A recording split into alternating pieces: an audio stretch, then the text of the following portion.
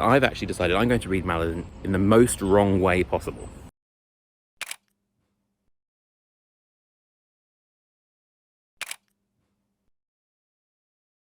Right, so I'm at work and I've been listening to Empire of Silence by Christopher Rocchio on audiobook, and I thought for the first time I'd try it on Spotify because I had it. And anyway, I just ran out of listening hours.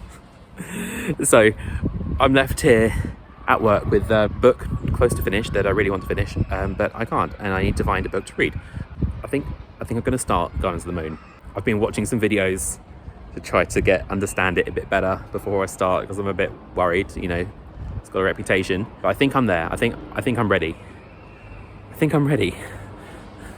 Wish me luck. 15 minutes into my Malazan experience, and I've already had people telling me I'm doing it wrong. Not doing much to dispel the stereotypes about your fan base, Malazan. But anyway, so apparently I need to not read it via audiobook. I need to actually read the book. So, okay, I will read the book. I'm not going to audiobook it. For Ganowers, the ancient fortification overlooking the city was too familiar to be... All right, so I was thinking about that advice. Just didn't poo. I just didn't poo.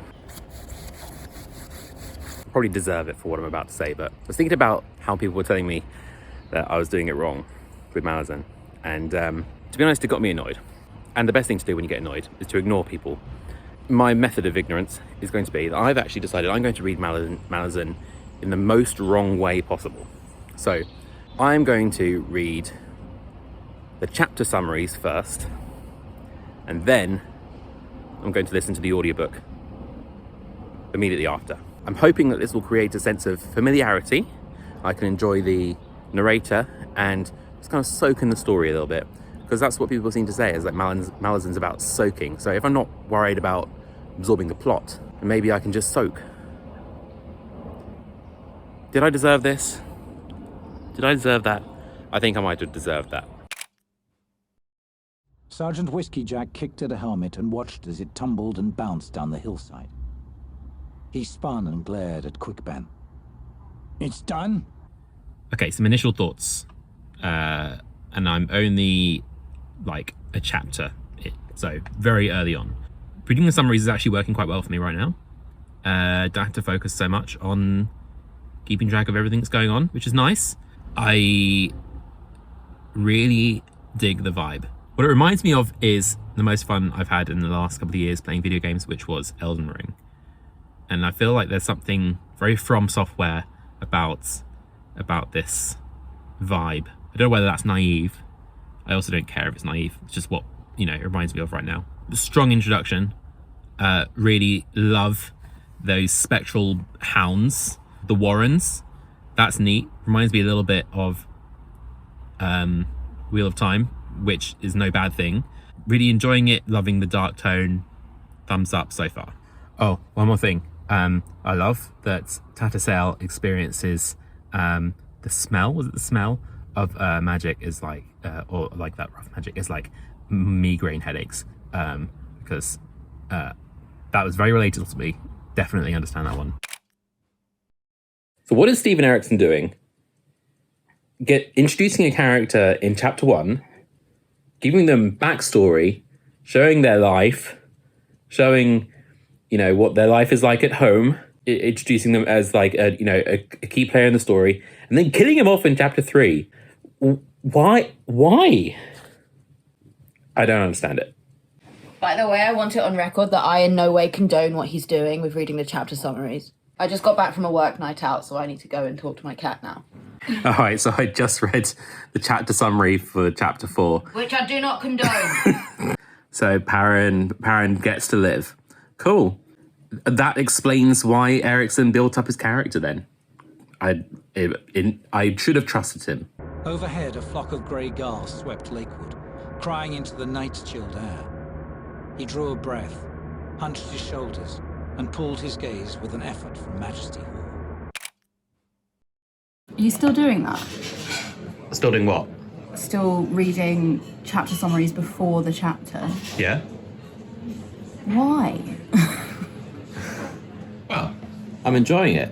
I mean, If I'm enjoying it, why should it matter? Because you're losing out on the element of surprise. Why don't you read the chapter summaries afterwards? Because I want to read it before so that I enjoy the narration and kind of have a better idea of knowing what's going on when those things happen in the book. I don't approve. And neither do the people with spoons. Hello, good people of YouTube. I want it on record that I am the voice of reason in this relationship, and I am standing up for common sense and not reading chapter summaries before you've read the chapter. Damn, it feels good to be a gangster. So, how's it going? To be honest, I have nothing bad to say about this book at the moment. I am really, really enjoying myself, despite the weird way in which I'm reading it. In fact, I think because of the weird way in which I'm reading it. This is a copy I just picked up. This is a book club copy from the 2004 US release. And as far as book club copies go, I don't think I've seen a better, higher production value. I had to look it up to find out that it was book club. So a couple of things that I really, really like right now.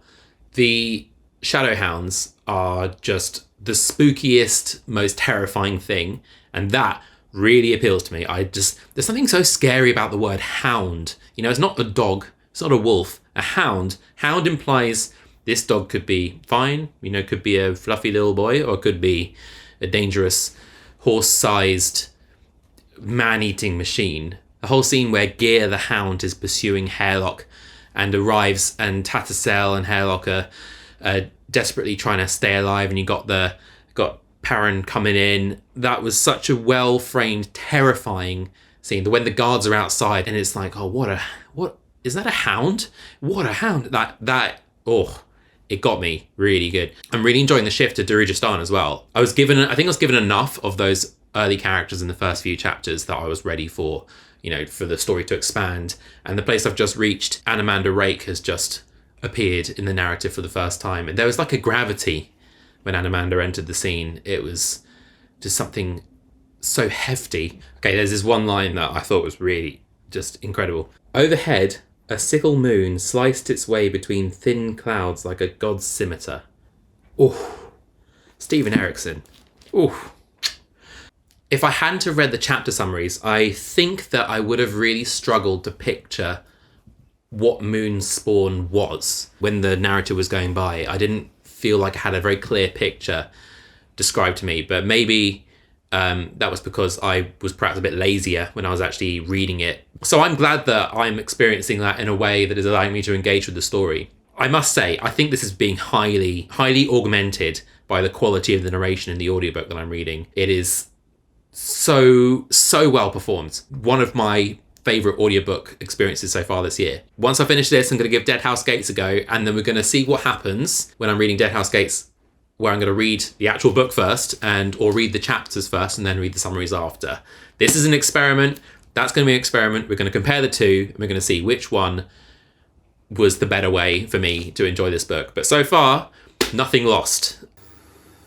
It had been a long time since the last high criminal was hanged. While off in the Gadrubi district, the low gallows ropes were replaced weekly due to stretching. An odd contrast to mark these 10th times.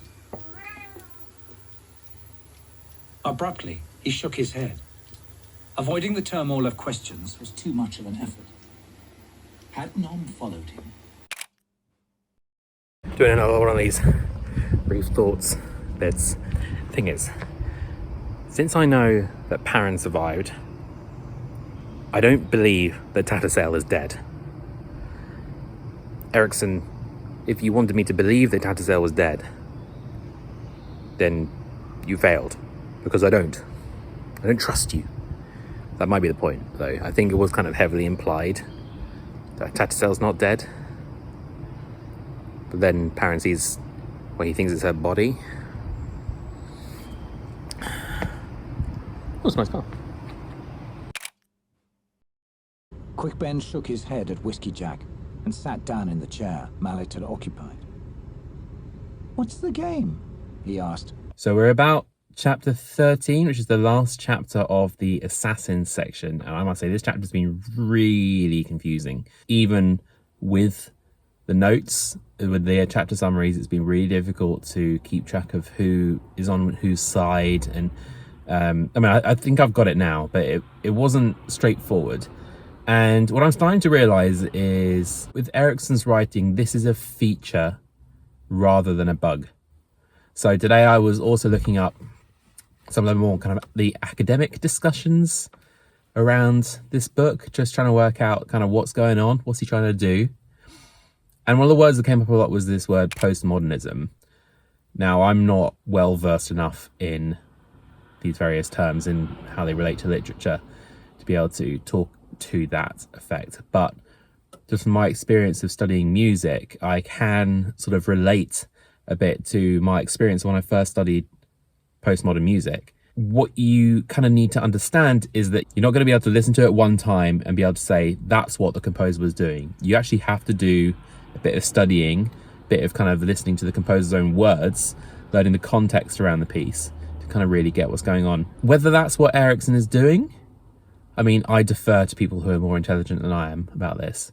But it's an interesting comparison. Is this a postmodern piece of fantasy? I'm very interested to look into this further. 5 massive winged shapes seemed to sweep down the moon's face, angling northeast.